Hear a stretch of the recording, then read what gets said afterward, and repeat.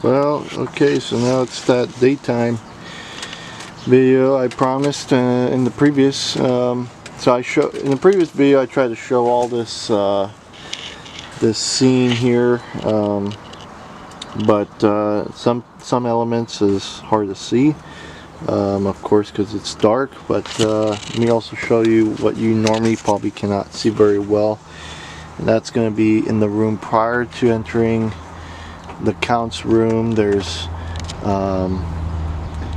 in this section we got this death angel, and we got some gargoyles. Here's that this is the entrance to the room. I can't really back up too much because unfortunately there's a bunch of stuff here on the floor. But you can see I put moss around, and then here's the other side where I have some lighting that still have to work on, and we got some milk jug skulls that I kind of gored around, and I have some fake rats I have to put around here to look like they're crawling up around the skulls. So that's going to really look cool. So yeah, so let me get into here. So if you all haven't seen this very good, so here's the half body whatever I corpsed. So I have a board here with the creepy cloth. That's to cover the light bulb that's hidden behind here. That allows for some extra light to shine on the wall. There's plenty of moss, and then here's this lantern that I placed here to light him up. And it lights it up pretty good. I think it's better than having this light, because this light I think it shoots too much light, and then I have to really correct the lighting, I would have to move this all the way over here. It's just something I didn't really want to do. I thought it was just adding too much light, so I prefer the lantern more. I took the light that I originally had over here, so this is a different light bulb actually, and I moved it from here to the top of this stone structure, and so it basically shines off of the tarp, and it glares and comes into the room, and it gives you that nice nighttime blue, dark blue hue. Plenty of creepy cloth, plenty of dark shading here and there.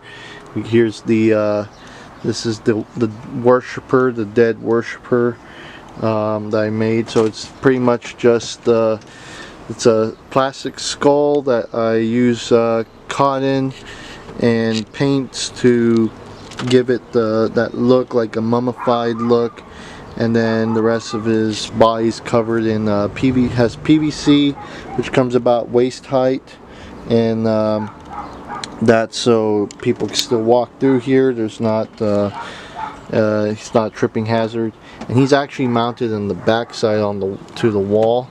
And then so he's right here like this, because I want people to not be sure if he's going to move or if he's an actor until they get too close. Once they get about up to where I'm standing right now, it's like too late. They're going to probably activate the pop-up vampire by then, and it's just adding that discomfort look. So there's other details I added in here, more creepy cloth. For example, I made the wooden coffin.